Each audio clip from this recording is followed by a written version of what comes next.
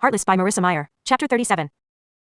Catherine was giddy when Jess's mysterious tower of stone deposited them into the crossroads, arms linked, faces flushed, and lungs full of laughter. Her hair was a tangled mess, her toes were uncomfortably cold on her one bare foot, and Kath had not known before what happiness was. Her whole body was smiling. She felt that she could step off the checkered tile floor and fly up if she wasn't careful. They found the door to Rock Turtle Cove, and Jess opened it for her with an elaborate bow. "After you, my lady," she curtsied. "Why thank you, good sir," she said, dancing through the door and out onto the riverbank. The bridge above them was sullen and quiet, the air still but for the chirping of crickets and the crackle of lightning bugs. Jess shut the door beneath the bridge and followed her up to the path. She felt the tender brush of his fingertips against her lower back, and the caress warmed her to her bones. She smiled back at him and saw her contentment reflected in his face. It only took the gentlest of tugs before she was in his arms again. No sooner had their lips touched than a warning caw darted down Catherine's spine. She gasped and swiveled her head, spotting Raven in the trees. Jess grabbed her elbow. "Kath." The night's tranquility erupted with the sound of clanging armor, and shouted commands. Catherine cried out as Jess's hand was ripped away from her, leaving her skin burning. She turned in time to see the 2 and 7 of clubs forcing Jess onto his knees. A suit of palace guards spread out behind them, their clubs and javelins raised. "What are you doing?" she screamed, wrapping her hands around Jess's upper arm. The guards held firm. "Let him go, Catherine." "Whoa." Thanks to goodness, she spun around. Her mother and father barreled out from behind a border of shrubs. The king, too, was there, and the sight of him made Kath's veins run cold moments before her mother wrapped her in a suffocating embrace. "Oh, my sweet girl, my darling child. You're home. You're safe. Of course I'm safe. What is the meaning of this? You needn't be frightened anymore." The Marchioness stroked her hair. "We heard all about the Jabberwock attack. Much as I adore His Majesty, I may never forgive his putting you in harm's way like that." She said this with an element of cheekiness, knowing His Majesty was standing not far away, and of course, he was already forgiven. "They said you were injured and this wicked joker had taken you to the Sturgeons. We went there, your father and Marianne and I, but you were nowhere to be seen, and no one had heard from you, and the Sturgeons said you hadn't been to see them, and all I could think was that you were helpless and afraid and hurt, and this awful man had secreted you away and was doing something vile and awful, and..." She was sobbing. Great big blubbering sobs that turned Kath's stomach with guilt. A loud honk drew her attention over her mother's shoulder. Her father was blowing his nose into a handkerchief, his eyes red and sleepless. She spotted Mary Ann and Abigail too, loitering near the tree line. Both were pale and wide-eyed. Mary Ann looked relieved, her hands pressed against her stomach. "Did he?" Her mother swallowed hard. "Did he hurt you?" "What? No." Kath shook her head as her mother's words pieced together. She disentangled herself from her mother's embrace. "He didn't. It was nothing like that. This is all a misunderstanding?" She spun back to the guards. "Let him go. He hasn't done anything. It's all right now," said her father,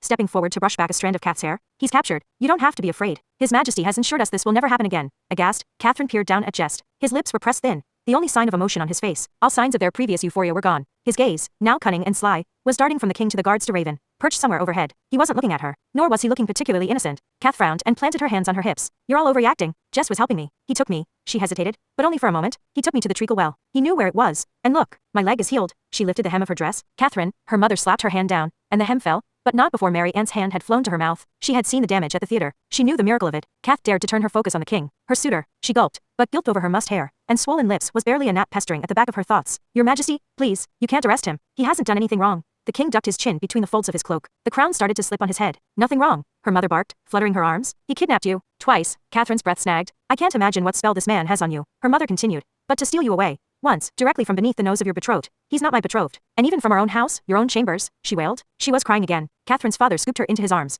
but she pushed him away, turning her wrath on Jess, who was still on his knees, held firm by the guards. "You wretch! You villain! How dare you!" Jess held her gaze, his jaw twitching, his expression unreadable. "Mama, stop it!" Catherine clung to her arm. "It isn't like that. Her thoughts skidded to a stop. Her parents knew. They knew he'd come to her chambers. They knew they'd sneaked away in the middle of the night." Her eyes drifted back to Mary Ann, chest aching with betrayal. Mary Ann stared back, her eyes watering and hands clasped. "I'm sorry," she mouthed. "We were expecting a demand for ransom," her father said, his voice gruff. "We didn't know if we would ever see you again. Yet here I am," Kath said, still reeling. "Not kidnapped, not ransomed. I can explain everything. He stole you away from this very house," her father bellowed. "Unchaperoned. Anything could have happened. But nothing did happen. You mean to tell me?" His voice had darkened. "He was an ocean storm gathering on the horizon. That my daughter, my angel, went with him. Willingly." Her cheeks flamed. "Father, did my daughter," he continued, speaking as if every word were a strain, "sneak out of my house in the middle of the night, alone, with the court joker, and attend a gathering of strangers and ruffians and who knows what sorts of creatures?" Her ribs collapsed inward, pushing the air from her lungs. How many of her secrets had Mary Ann told? This was her last chance, she knew. To deny it all, to blame Jess for everything, to pass the consequences onto his shoulders, to maintain her parents' perception of her forever. She swallowed down the knowledge of how easy it would be, and how impossible. No, she could not betray him. She squeezed her fists and opened her mouth, but it was a deeper voice that spoke. "No." They all spun to Jess. His chin was high, but his eyes downcast. He didn't look at Kath, or her parents, or the king. "She did not come with me willingly, though she might think it." Her pulse sputtered. "Jess." The chattering insects had silenced, and for a moment there was only the burble of the creek behind them. Jess looked up and met her stunned expression with something dark and determined. "I used a charm to persuade her to come with me. It was a trick." "He's lying?" "That isn't. Lady Pinkerton is innocent. She is not at fault for anything that's happened." The Marchioness wilted with relief and gratitude, her faith in all the world restored. "But why?" stammered the king, his voice a squeak in the darkness. Kath could never recall seeing him so distraught, so unhappy, and the look of betrayal gave her a sharp sting of guilt. "Why would you do it, Jess?" Jess fixed his eyes on the king, expressionless. "My loyalty belongs to the White King Queen of Chess. I was sent to steal the heart of your queen, and bring it back. I have been trying to woo her, so that her heart would be mine to take once you were married." The king stumbled back, a hand over his chest as if Jess had stabbed him. "How could you do such a thing to Lady Pinkerton?" Kath tensed. "Jess, don't. Hold your tongue, daughter of mine." Her father's firm hand landed on her shoulder. It's clear that he still has you under some enchantment. Jest's gaze skipped to her. It's true. I have been using every skill at my disposal to mesmerize her.